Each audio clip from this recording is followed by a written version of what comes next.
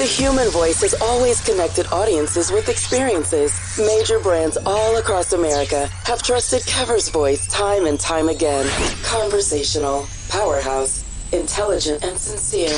That's the voice you need for your creative marketing process. KeaversVoice.com. Kever's Voice, Kever's Voice, KeversVoice.com. Always on, all the time. Let's face it, shopping for insurance can be time-consuming. That's why when it comes to your auto, home, and life insurance needs, make things simple and trust the experts at Allstate.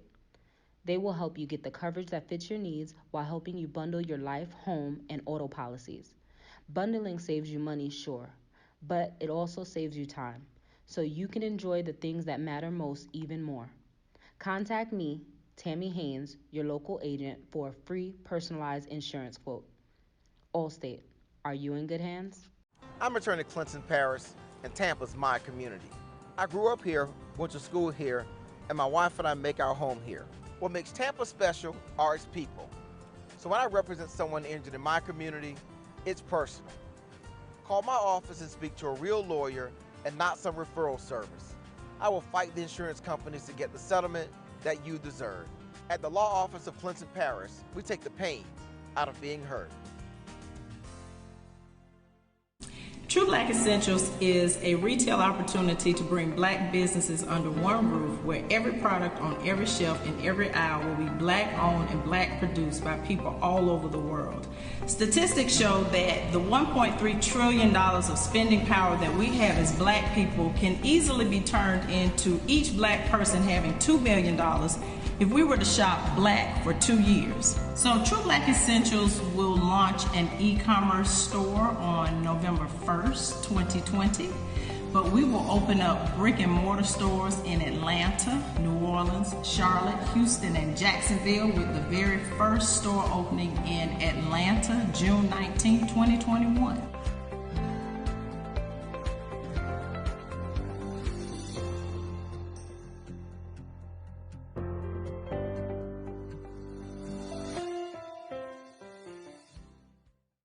It's never.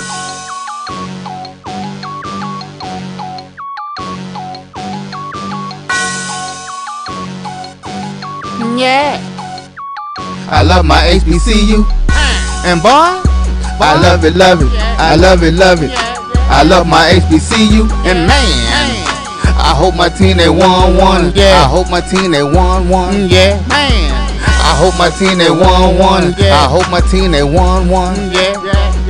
I tune into the HBCU Sports Lab to see if my team won or lost. If they lost, I'm quiet as a mouse. But if they won, keep tab. I'ma do the dab, yeah. Dr. Cavill, he know what he be talking about. Mike and Charles, they know what they be talking about. They compress the analytic data with this hip hop. If you know them like I know them, they gon' tell you if your team, if they won or lost, and who the ball, who the ball. So listen to Professor, yes sir, yes sir. This is Dr. Cavill with Inside the HBCU Sports Lab with Mike Washington, Charles Bishop. You get us all to yourself today. Let's see if we can get into it and get some more thoughts and really expound on some things. A lot has happened this week, so welcome to episode 130 of Inside the HBCU Sports Lab radio show and podcast, the show that's covering the sporting HBCU diaspora. You know it. All things HBCU sports, from the institutions large and small, from NAIA to the NCAA. We share insights and information on the HBCU sports culture, HBCU athletic aesthetics, to facilitate the story of HBCU athletic programs, and most importantly, the business of HBCU sports. I'm your host, Dr. Kenyatta Cavill, along with my co-hosts, Professor Washington and Professor Bishop, the professors.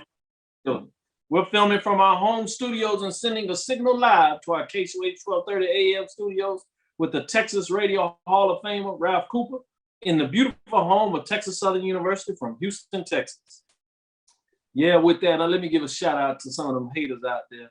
I'm gonna leave it at that. You know, I don't want to get nobody on that. But, you know, they out there. And I ain't talking about my true fans in the lab. Those folks in the lab, y'all bring it hard and heavy, and y'all let folks know this is where you're going to get what you want, because we bring it like you like. the lab where we mix it up. With that, let me get straight to the point. Mike Washington, Professor Washington, as they say in the lab. How's it going? Oh, pretty good, Doc. CB, how you folks doing? I mean, we're doing well. I see you got your purple and gold on. Yep. Yeah. Yep. No, raise it up a little bit. Show them a little bit about it. I'm gonna raise it up. They coming. They coming. We're gonna get them in a color that matches your school or your fraternity, sorority. We're gonna see if we can mix it up and make one just specially for you. The hats to match with the Dr. Cavill signature line on there. You can get it how you love it. Dr. Cavill, you need to know that hat has become a very popular thing at the golf course. A lot of brothers want to get their hands on that inside the HBCU Sports Lab hat. So right there, no doubt. Let them know what colors we got, and we'll start taking those numbers that they want, and we'll make sure they get them. As we're gonna get into people probably as early as this summer. I thought it was originally gonna be in the fall, but we've passed it up with so many calls and so many people with interest. So those people in the lab that's following us, let me know if you want one coming, and I'll start marking it down, and we'll get you all the information you need.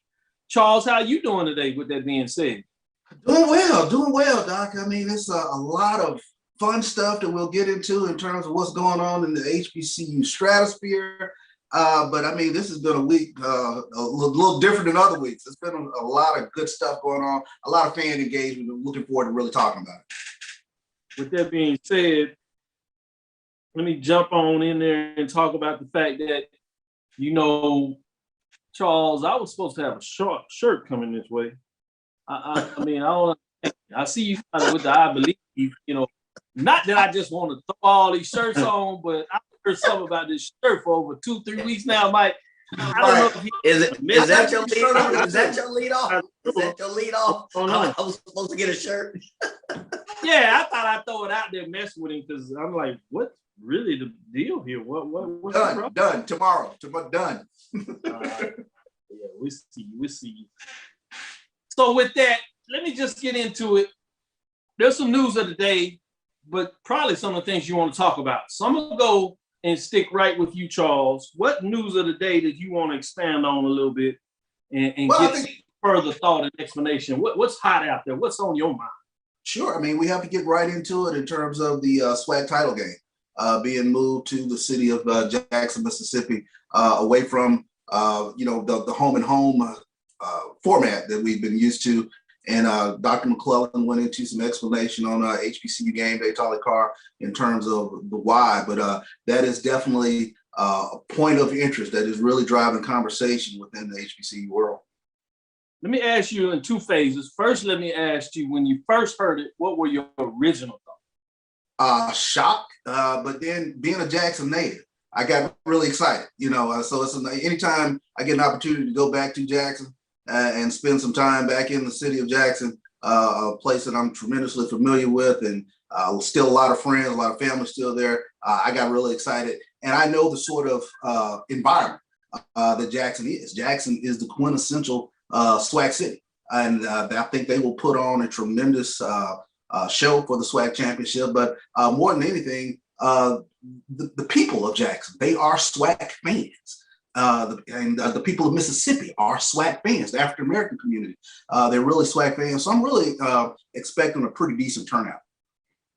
Good point. Yeah. Good point. Mike, when you first heard the announcement, what were your thoughts? I was all over the place, to be honest. I was okay. I guess my heart went out to the SWAC staff. You had some decisions to make. I mean, they knew going into the season, I think, that there would be trouble, but I don't think they predicted this one to have to deal with this. So it may sound odd, but my decision, man, I feel sorry for that team at the SWAC. They've got to try to parse through this with all of the cancellations due to COVID-19 protocol and find something that is equitable and fair. So that was my first thoughts is, man, I feel bad for them. They got some decisions to make in a short time frame. With that, let me go back to you, Charles, and ask the follow-up question. When you got the breakdown of the explanation, because I thought Tolly Carr, who's a guest of this show, as well in terms of HBCU game day. I got a chance to sit down with Charles and really go through the process of what took place. After you heard that, what were your second thoughts, Charles? More than anything, I think I was appreciative of the SWAC office in terms of getting all the input that was needed from the stakeholders. And at the end of the day, my impression from that was that this was a suggestion by both Arkansas Pine Bluff and Alabama A&M to find this neutral venue. And then the way the explanation played out in terms of looking at Liberty Bowl in Memphis, looking at Jackson, and all the factors weighing in for Jackson.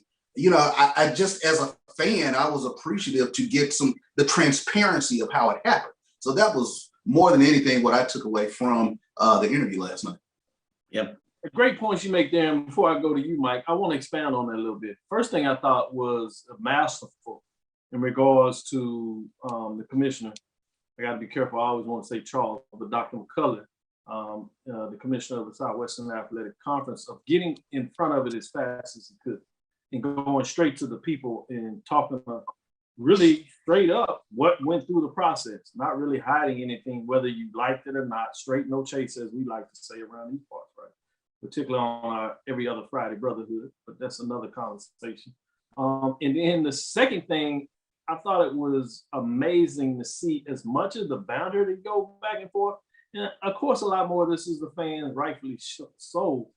But we know what the SWAC looked like just 2-3 years ago, where you had folks truly looking at if it was time to leave. And now you have administrations that literally call a SWAC office and says, this is what we think we may need to do. That is amazing in so many different ways. And so with that, I thought it was fascinating. Let me go to you, Mike. What were your thoughts in terms of after the interview? After the interview, I was like, wow, the process, the transparency that came out of the SWAC office, incredible. You have corporations that can't match that degree of communication, that degree of transparency. I don't know if people understand, the thought process that goes into making that kind of decision. And from listening to the interview, they had a very short time frame to make that call, and they involved all of the stakeholders. I had an appreciation, as Charles said, for the process that they went through after hearing that interview, and for Charles to and clearly articulate, here is what we did. There was nothing left after that interview for me to ask. Here is the thought process we went through. Here are the considerations. Here's what we heard. And I left that interview. Okay, I can't ask nothing else. And I want to go back. Jackson is a great location. I agree with Charles. I always give CB a lot of stuff, but Jackson is a SWAC town. So, I left that interview like, what? Ain't no more I could ask. That was good. Go ahead, Charles. Let me add this component, because I think this shouldn't go unnoticed. When we talk about stakeholders within all of this, Dr. McClellan went to HBCU media, HBCU game day. There's a reason why, the SWAC office has always done a great job in terms of coming to Dr. Cavill, or coming to HBCU game day, or coming to other outlets within this stratosphere that really talks HBCU sports. So for that, I'm also really appreciative, because the fan base, they tune into Dr. Cavill, they tune into HBCU game day, and to talk to the people within that format, that is something else that we very much appreciate. Absolutely. Great point. Great point made by both of you all. With that, let's go to this direction. Let me jump in here and ask your thoughts on this, and then I'll let you come back, Mike, and see what you may want to put on the table. Grambling State announced a search for new athletic director. Dr. Ponton, beloved by many from Grambling and Southern for that factor, I was surprised to hear this movement, and the fact, in some ways, it's not my understanding that he's not going back to his VP of Student Affairs role. I was interested about that move, but what are your thoughts in terms of Grambling State's next move in terms of a new athletic director search?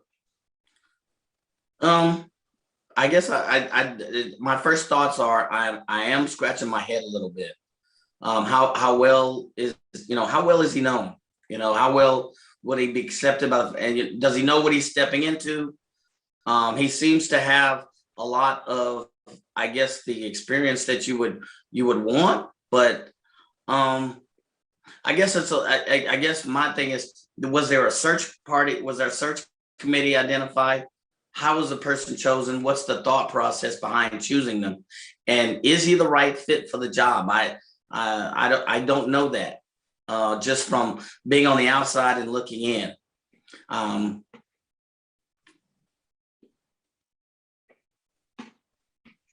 With that, Charles, what are your thoughts?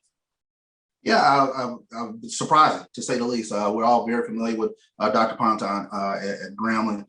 Like you said, he is a figure who's well regarded within the SWAC community.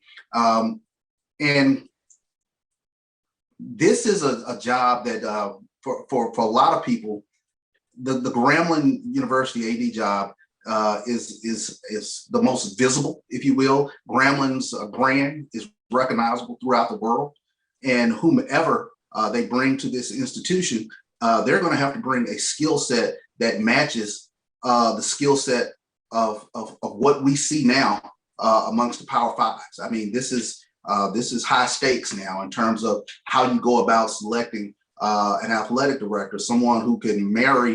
We talk about baseball players with five tools.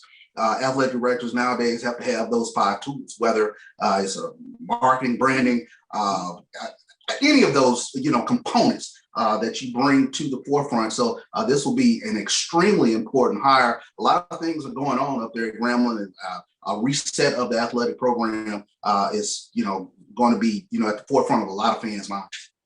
Yeah, and let me first say, I said the right fit. Each school in the SWAC has its own culture. The SWAC has its own culture. It's almost like a Power 5. So when I say the right fit, does it fit right within that culture for the Grambling brand to bring them bring them to the place they want to be, and what are the right skill sets for bringing that person in? So that, I didn't mean to not elaborate on that, but what's the right fit for Grambling? It may not be the right fit for another school such as Prairie View or whatever. So because they're their own unique culture, they have their own unique brand. You're going to have people coming in there with all kinds of skill sets, with all kinds of accolades. Who is the right fit? Again, great points made on that. Let me stick with you, Mike. What's some other news that you want to discuss for the listeners out there? But before I do that, let me give a shout out to a couple of the folks in the lab today. Chad Cooper, RB Park is in here as he's ready for the lecture. We have Ricky Burton, Chuck Hunt, as always, Lawrence D. White from the Big D, James Knox, Glenn Brown is in the house. Reggie Howe, CIAA is in the house. Ree is in the house. George Walker is in the house. Chad Cooper. As I said, Kay Johnson giving us some love today, as always.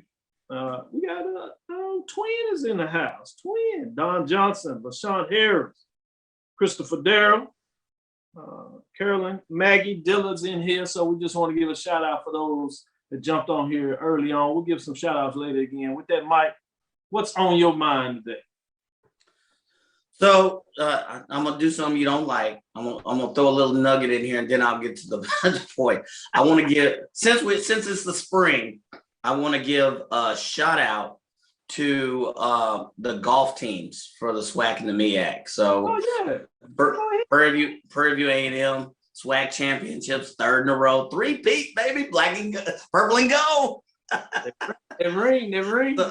But to the Alabama State team as well, who won the SWAC, and then the FAMU team that also won in the MEAC as well. So shout out to the golf teams. But I also wanted to bring out that, I guess it's official. We talked about this the other day on the show, but Dawson Nodems has officially accepted his position and signed as the head coach of Norfolk State University. So you've seen a lot of banter going across the social media. You've seen interviews. So it's official. It's done. He's the new head dog for Norfolk State. I think there was a lot of banter that he would do it. It's official. There's still a lot of talk about it. So I think, to me, that's news as well. So I got a 2 for him. I'm sorry.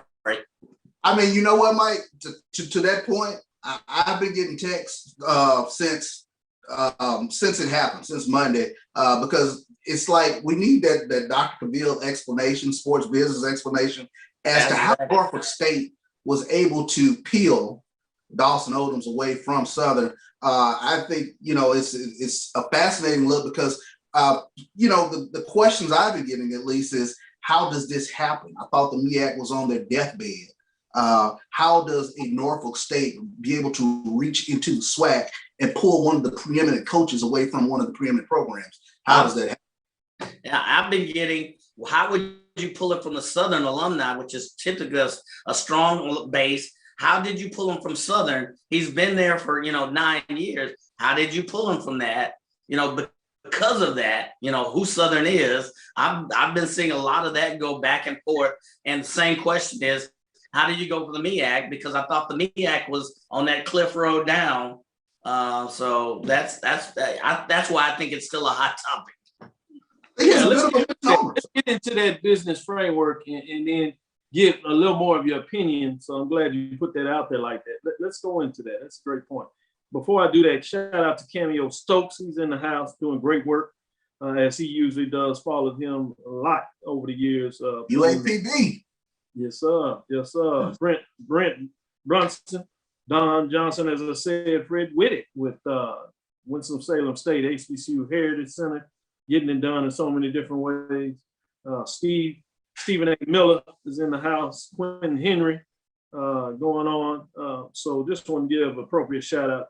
Did Norfolk State pull him away, or did SU push him away? I don't think it was really SU pushing him away. I'll be real sincere about that. I do think there was some people at Southern that were concerned in him not winning enough championships and falling short, specifically to Alcorn State, obviously, that was winning the championships. But first, let me entertain the point that you made about the MEAC. I tried to tell people back then that do not rush the death of the MEAC. And I'm not just saying somebody that's a fan, but just from a pure business perspective. There was no rush to the fact that you had 2 years to fix this, because you don't lose anything in terms of your basketball. And in the basketball side, you got 8 teams, so you're not even close to a death knell. As long as you have 6, you have an automatic bid to the NCAA basketball tournament and really any other tournament. So maybe you may have some concerns with the baseball program in terms of that automatic bid, and it's really in trouble in regards to North Carolina Central's closing out its program. But outside of that, it wasn't that big a deal, because you got to think about it. In football, they gave up the at-large bid anyway for the Celebration Bowl. The Celebration Bowl, as I told everybody, has essentially made a commitment to both the MEAC and SWAC. So that also really had some leverage to what the MEAC and the commissioner could go back to the rest of the teams. As I said, you have less mouths to feed. So just from the money that you're getting from the NCAA in basketball and getting from in terms of the Celebration Bowl, actually each team now that's still in the MEAC actually gets more revenue, because you're breaking it up instead of splitting it 11, 13 ways. Now you're splitting it just 6 and 8 ways. So that means you're getting more revenue. What president doesn't want more revenue? Yes, there's a concern in terms of, is that next team going to leave? But you have time to mitigate that. The due date for that to happen, if it was going to be a death knell, was July 1st, when you had the concerns with Delaware State as they were looking at some things. Norfolk State had it on agenda. But outside of that, I said, be careful. Then you have to make sure that you're following FCS. FCS world change. We forget that because we focus so much on the SWAC and the MEAC, rightfully so, because that's who we love. But you had the Southland that had lost several of its members, right? 5 of its institutions left. 4 of them, in terms of, went with the WAC to create a FCS program of the WAC. And so now, and then you had one of them go and create the Atlantic Sun. And so you have a Southland Conference that is 7 teams deep in terms of football. And so this magical number of having 6 or 7 teams starts not to be such the death knell, because now everybody's on that platform and desperate and looking at, and it looks like more, instead of you picking off other FCS programs, you're probably going to have to look at Division II teams coming up. So you have the WAC sitting at 5 teams trying to get to 6 and 7 so they can get their automatic bid. You have the Southland trying to maintain its 7 teams to keep its automatic bid. And then you had 2 teams that left the OVC, Jacksonville State, as well as Eastern Kentucky, right? Leaving out of there to go over to the Sun Atlantic along with Central Arkansas, with 2 teams that played basketball in the Sun Atlantic but are leaving the Big South, which is a program that you thought was on the rise, but now they're back to where they were before they got Hampton and North Carolina A&T. So they're teetering. You got the Atlantic Sun trying to get the 5 teams. So sitting at 6 teams, now you're equal to all these other 5 FCS conferences in the same framework, which makes it leverage and gives even some more kudos to the MEAC you're getting done. Now, that's outside of the business side of this. The other thing that's important for folks to think about Southern is we're hearing that the deal was essentially 6 years. 6 years, a slight raise, but if you know anything about coaches, one of the biggest things coaches want to do is security, right? You got to remember, they want to eat. They have family, they have daughters and things of that nature. So one of the biggest things that he was looking for was security. He wasn't getting that from Southern. Southern, his contract was up last year. The whole board decided to make sure under COVID-19, credit to them, in regards to the fact that they set up there and gave all the contractual coaches, men's and women's basketball, as well as football, a 1-year relief essentially from COVID. So he was on a 1-year contract. He was negotiating a contract. He was essentially a free agent. It was easy for that to happen when you're a free agent. This is just like any free agent meal that you see at the professional level. You're open to the marketplace. And it was sudden from the standpoint that Norfolk State's head coach, Coach Scott, left, that put the wheels in motion that there was even an opportunity there. They reached out to him and said, "Hey, coach, are you interested?" He said, "I'm able to listen. I have no contract here." Southern was trying to figure out on the board. If you listen to Carlos Brown, he tells you every Saturday from 10 to 12, everybody has pushed him and prodded him, and he says Southern's board at this point, until it changes, essentially said that they're not giving anything more than a 3-year contract. And all they do on extensions is 2 years.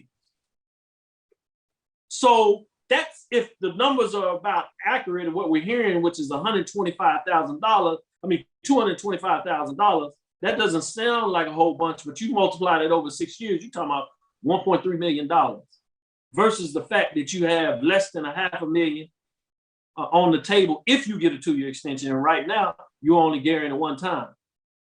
So just plain numbers, that's not even talking about the pathway to a championship and success at Norfolk State in terms of your competition with less teams, not even saying that teams are better, just with less teams.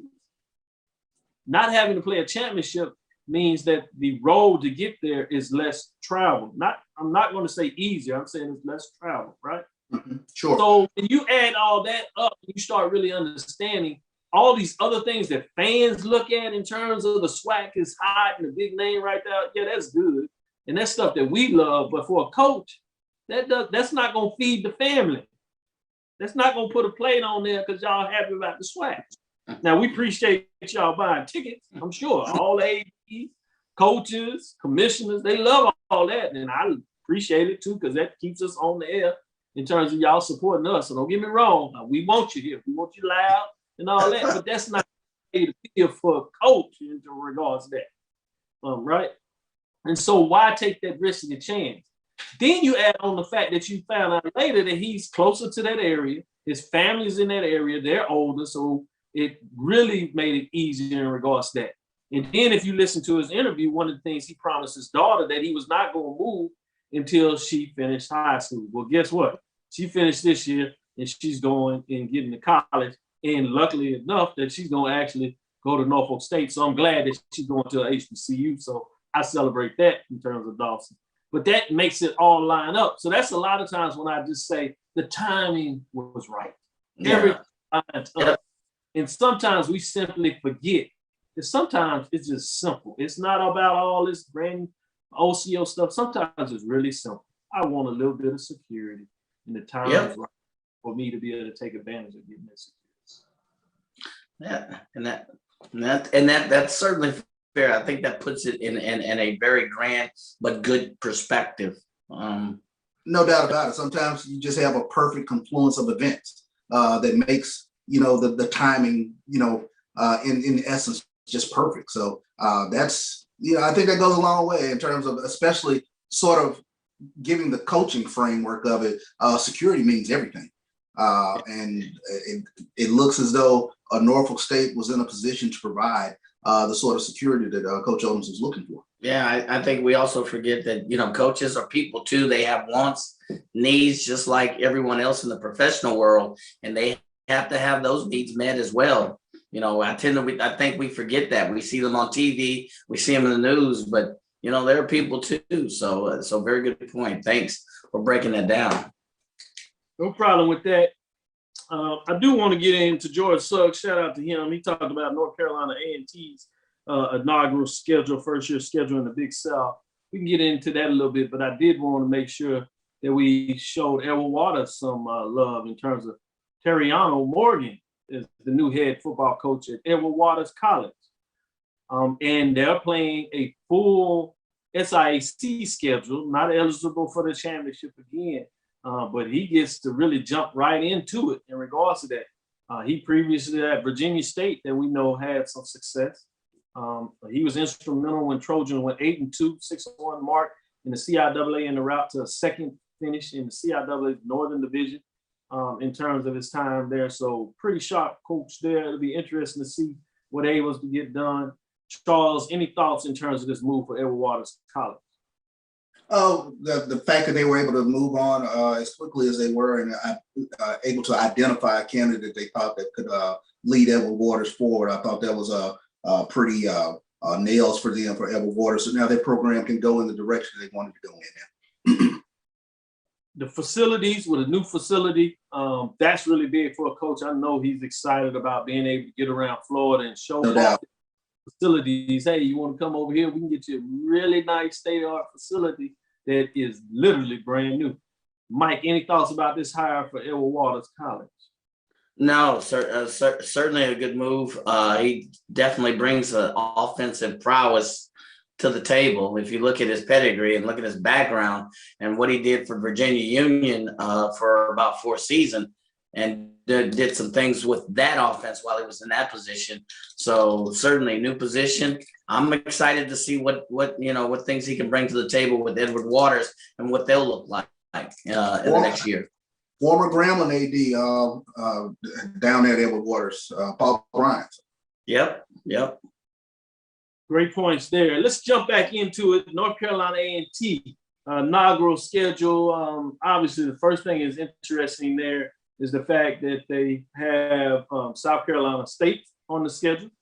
Obviously, we were almost sure, and we had heard pretty early that they were going to keep North Carolina Central on the schedule.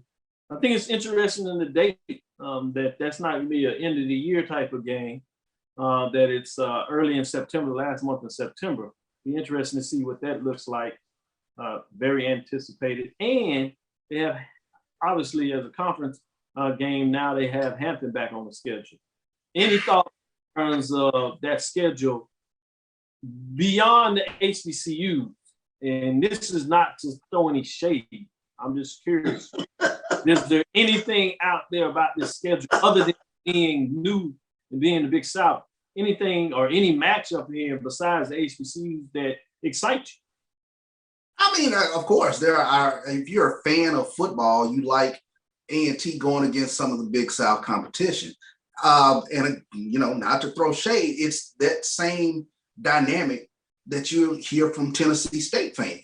I'm excited about going to go watch when we play Hampton or North Carolina Central, but I'm not familiar with the other teams. So I think you've had that same dynamic now for years with Tennessee State fans. So as a fan, that's what I'm concerned about. But as a football person, yes, I'm going to enjoy watching A&T go up against some of this Big South competition and see how they fare over there. They've been one of the the star athletic programs, not just football teams in HBCUs, but now to take on this Big South conference and see what they can do over there and have the opportunity, to play in the playoffs if that's your thing, if that's your mindset, if that's where the direction you want to go. By all means, go for it. Mike, any thoughts? I don't know if there's anything that excites me. I do like the fact that they still have South Carolina State and of course they'll be playing Hampton. I'm interested to see how they mesh and blend in with in the Big South. Totally different culture. They're used to being big kid on the block. Will they be big kid on the block now? Will they? I hate to say, for lack of better terms, will they lose identity and then going into this new division? I don't think so, but I mean, those are questions that kind of come to mind. I would be interested to see how they play against Duke. So that's kind of a head scratcher. See how competitive that may be, because North Carolina A&T in all sports, they've been very competitive at the highest levels. So how will they do against the Monmouth, Duke, Furman? How do they fare against mano a mano against those teams? And I think that's the thing, Mike. I mean, if you're a football person or if you're a person who follows FCS football, you've got to be excited for North Carolina A&T. Yeah. But is the rank and file of their fan base excited about taking on Monmouth or taking on whomever, Presbyterian or whomever you plan on? I mean, that's the $1 million question in terms of when you make these sorts of moves. So I think that's a sort of a cultural thing that we've watched Tennessee State fight for years in terms of playing in the OVC. I think some people eventually got used to it, but you still have old heads that you talk to that went to Tennessee State that just never got on board with playing in the OVC. And that's where I guess that was my point of losing identity, because you're gonna have those that say, "Man, I remember when A&T played blank in 19 whatever." Are they gonna lose interest when they play Duke every year? I think it's a great game, but are you gonna have some fans that lose interest? To me, and will that shape your identity? It shouldn't, but those questions are in the back of my mind, or in the back of a lot of people's minds. So.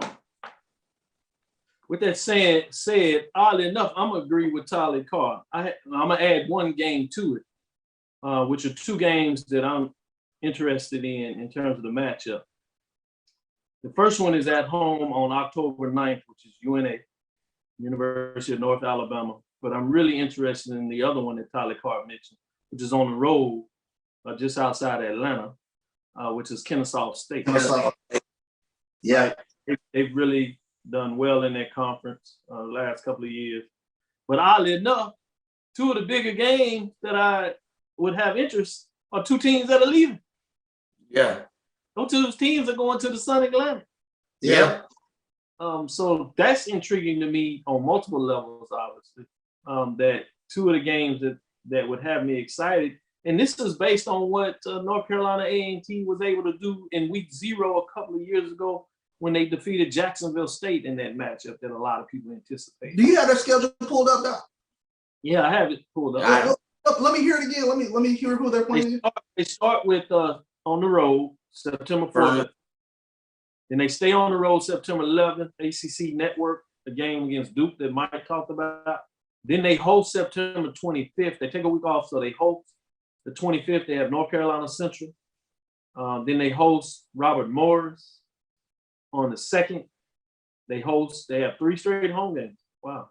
And then they host on October 9th, North Alabama, UNA. Then they go on the road October 16th against Kennesaw State. They stay on the road against Hampton on October 23rd. Then at home against Mount, and that's their homecoming. And then they travel to Charleston Southern November 6th. November 13th, they're on the road to South Carolina State.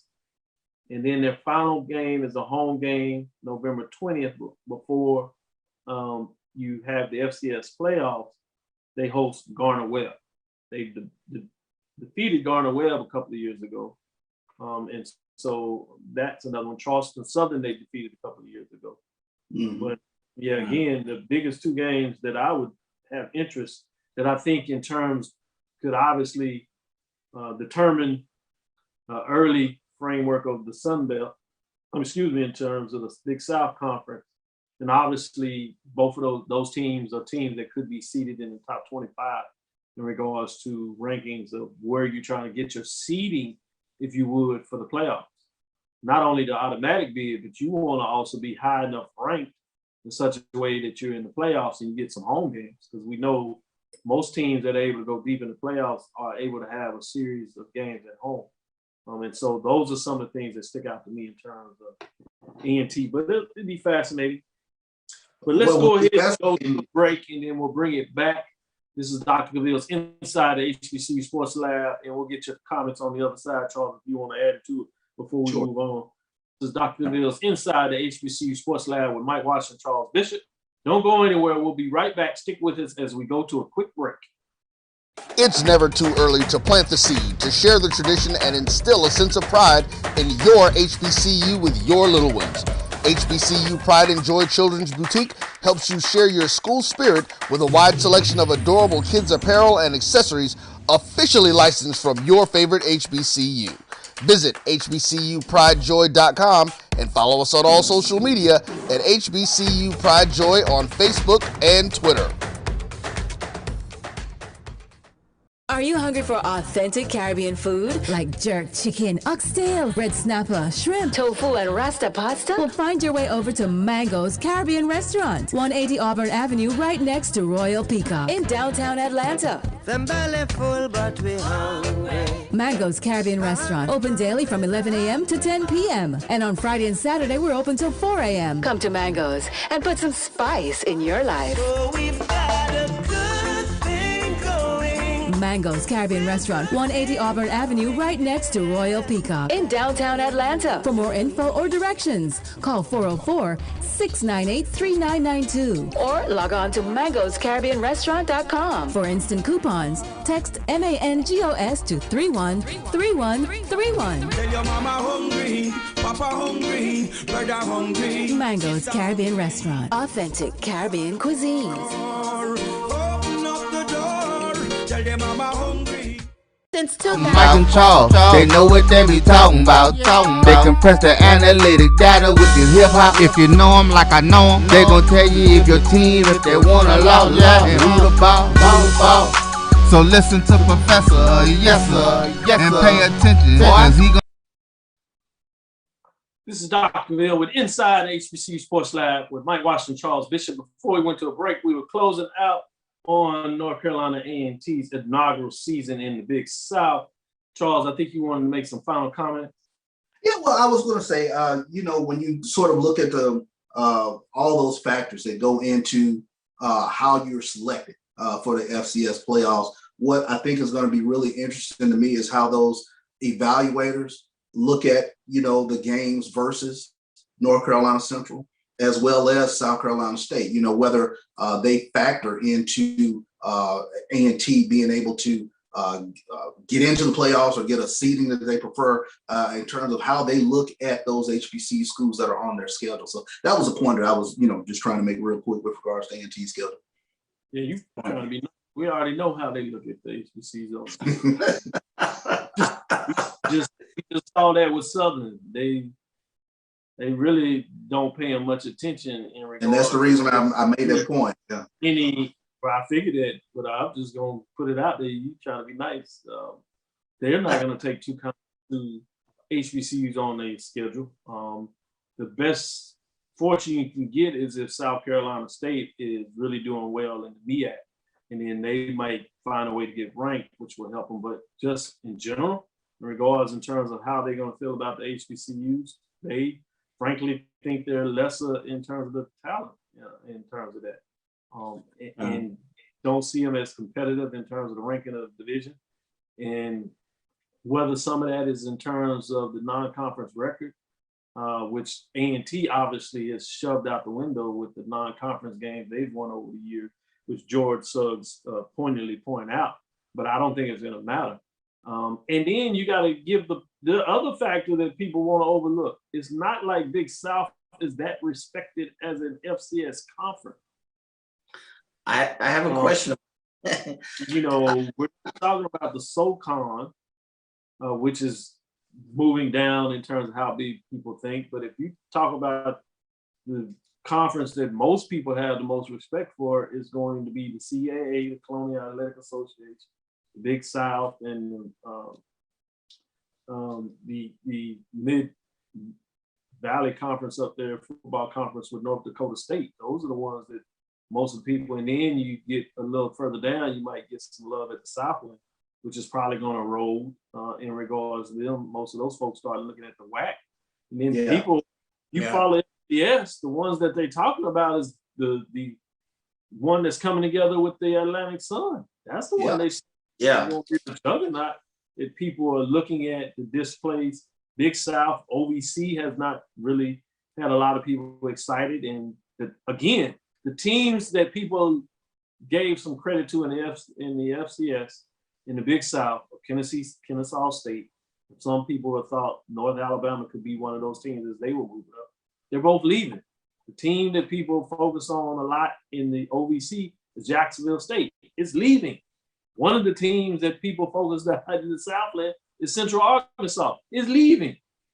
They're all going to Sun Atlantic. So that's the one in the South now that people are trying to push up and say is going to be a conference to keep your eyes on. And the other one that they're talking about is the newly formed WAC with all the Texas people, St. Houston State. They got a top 4 seed. So yeah, I follow all this FCS. I just choose not to talk to them. But if you talking about the business sport, I know the business sport, so I can break it down to you too. So don't get it twisted. And so you can't just talk over my head. I'll bring you down to earth if we want to really discuss what's going on. So it is what it is. And excuse me, just showing out a little bit so people make sure they understand. Trying to show off a little bit. You gotta let them know, Doc. I know. I like it what it is when you talk about the business of sports, FBS, FCS, globally, soccer, NBA, NFL. Just because I choose not to talk about it, don't think I don't know now. Let me make sure I put that out there and put a little check mark by that. With that said, let's move on forward. Let's get into this Deion Sanders comment that may have missed some folks. HBCU game day called it though. And in terms of NL, the name, image, and likeness, NIL. We also had a chance with the professor's Title IX guru, Dr. Courtney Flowers, and what she talks about Title IX and lawyer. Check out a special that'll be coming on game day where we had a couple of Texas Southern University professors that are in the sport management, sports studies, and sports entertainment side from the College of Education, the Department of Health, Community College of Sports Studies, as well as the School of Communication with Dr. Brown over there when she was on the show, giving you some insight on the NIL. But I want to get your thoughts in terms of what Deion says is the fact that he wants to be in a position where he could provide the leverage and the educational capacity of what he learned.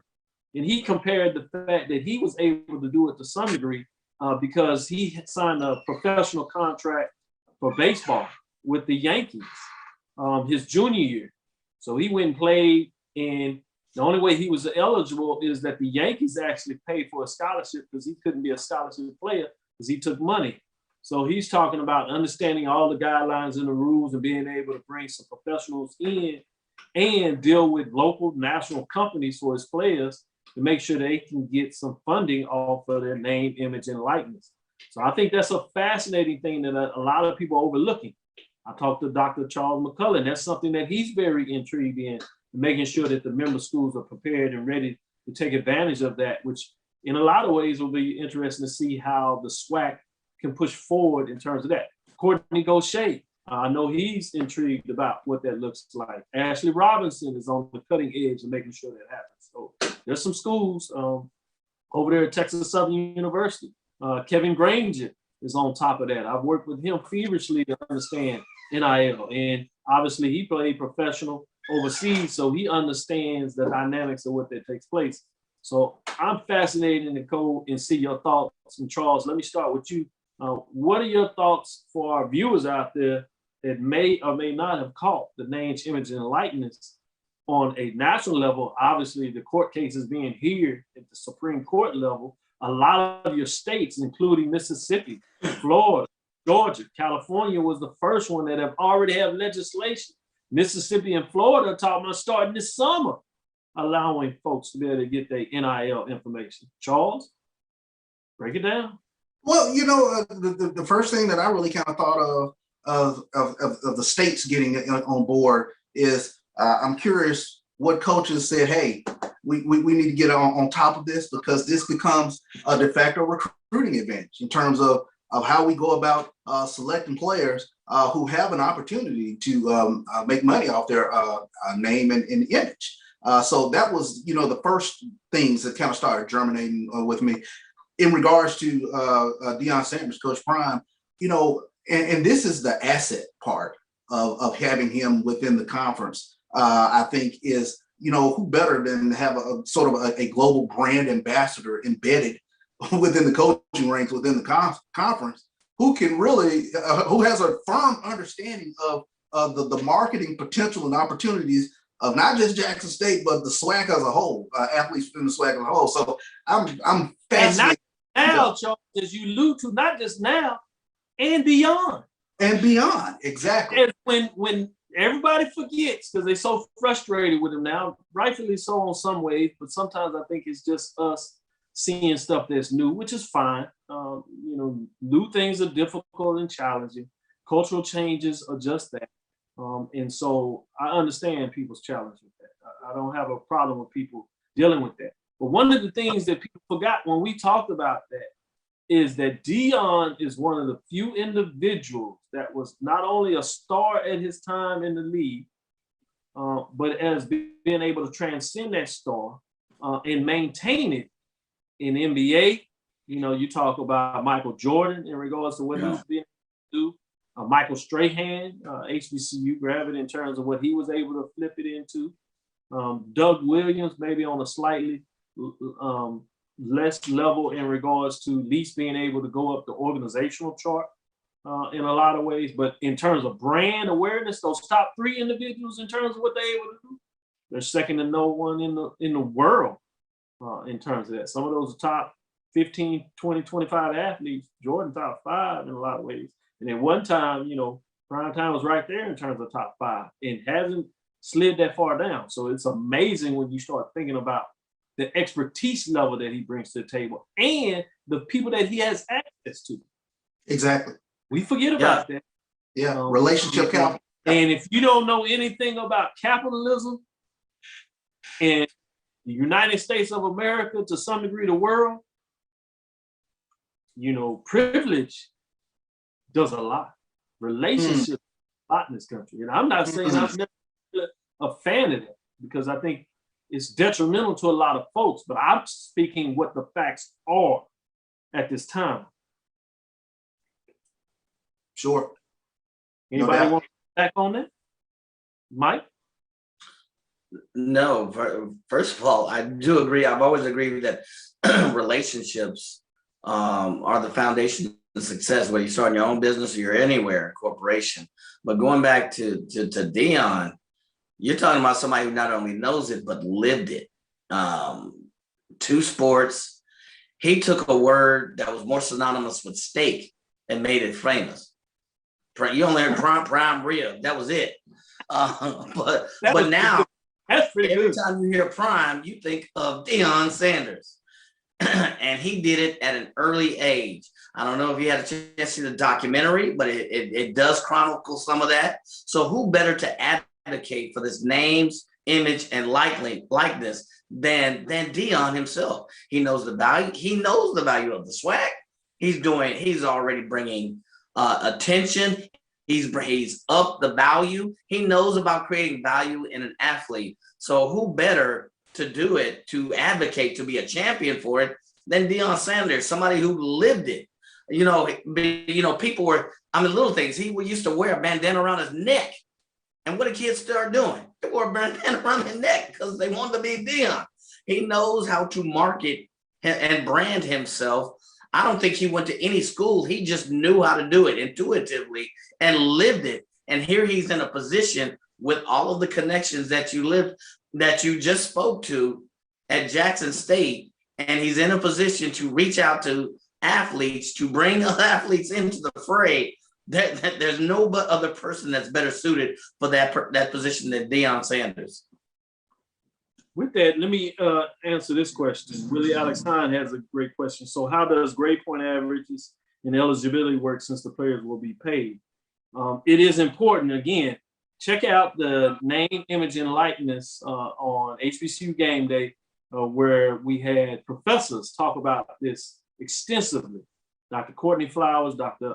Brown Burton, Raquel Brown Burton, I should say, and myself talk about that. But just to give you some insight, they're not going to be able to directly paid as you think about, but they'll be able to hire these said agents that have been licensed that will be able to tell their value in regards to their name image, and they will be able to get paid for their name image being on some type of sponsorship. So for example, if Stamp Burgers, Big Time Burger in Jackson State restaurant, I should say, in Jackson, Mississippi, right? Let's say they want to promote the quarterback and put their names on it. They have a company that will facilitate that, and you can go with it. Some of the things they're still wrestling around, but there's some question. For example, Jackson State is an Under Armour school. You notice in basketball, the NBA licensed everything except for the shoes. And one of the reasons that they don't do that, and they do this in NFL as well, one of the reasons that they decided not to license shoes was because the concern of injuries that could be traced back potentially to the shoes. So they decided to stay away from the shoes, and they let the players essentially get their own endorsements and wear whatever shoes they want. They might regulate the color of the shoes, some markings in terms of general components of the shoes. But other than that, they allow them to have their own shoes. Currently now at the collegiate level, when you sign an endorsement deal, that's Rudy to the Tootie, top to bottom. If that company, Nike, makes the equipment or makes the apparel, you better have it. The only way you're going to be able to get it is they literally don't make it. So these players get their own shoes. So there's a question about the NCAA trying to decide how they're going to do that. So there's some still parts of it that are shaping out, but essentially what they're going to do is not going to be that the players can just go run out there and get their own deal. They're going to have to funnel it. This is the NCAA. They ain't going to give up total control. And I did say ain't to drive emphasis on that on purpose, just to let you know. So that's one of the things that you got to think about. Before we close up, we gave you the poll last week, so we talked about that. I won't do that again. But I did want to talk about the SWAC World Represented on Stats Performed FCS Finalist list for the Walter Payton, Buck Buchanan, Jerry Rice, and Eddie Robinson Award. And this coming from the SWAC.org. SWAC.org. Walter Payton Award, Akil Glass, Alabama A&M quarterback, senior.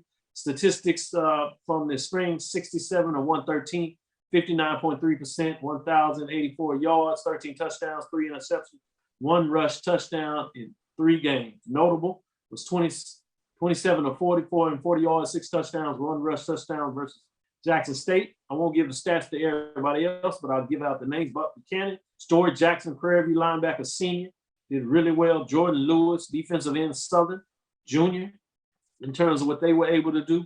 Jerry Rice Award finalists are Ryan Nettles, Alabama State quarterback. Eddie Robinson, Cornell Maynard, shouldn't surprise you, Alabama A&M. Charles Doc Gamble from Arkansas Pine Bluff, the 2 coaches that are playing for what? The SWAC championship, undefeated record, well-deserved in terms of what that looked like. So just wanted to give a shout out to those guys. With that, we're coming up to it, closing out.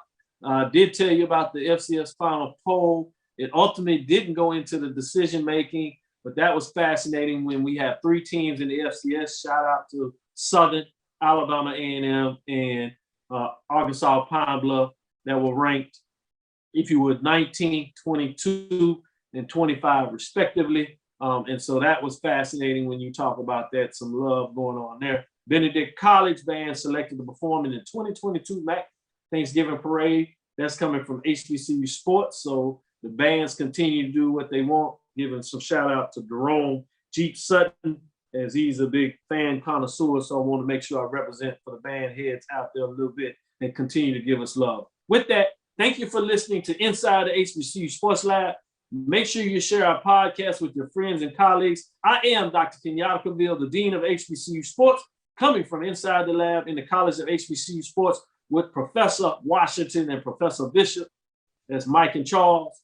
We hope you enjoyed our dialogue today as we brought it to you straight, no chaser. Again, we want to thank you for listening to Dr. Ville's Inside the HBCU Sports Lab with Mike Washington and Charles Bishop every Tuesday and Thursday right here at 6 o'clock. Check us out for Sunday. We'll still do a little special because what we're going to do is we're going to get down and deep, break down each component of the game going into the SWAC championship game, offense, defense, special team, and we'll take a look behind the coaching and see who may have an edge on the coaching side. So we're going to really get into it on Sunday. So check us out Sunday morning as well. Follow me, Dr. Kenyatta Cavill, on Twitter, Facebook, and Instagram. We will have BJ Jones to join us, and we might have a surprise with somebody else as well. That's Dr. Kenyatta Cavill, Twitter, Facebook, and Instagram. That's DrKenyattaCavil. Again, that's DrKenyattaCavil. That's Inside the HBCU Sports Lab 1, Facebook. Inside the HBCU Sports Lab on YouTube. Dream big. Continue to move forward. Check us out. We will talk with you soon. Charles? Of course. Mike? Lecture. Dismiss.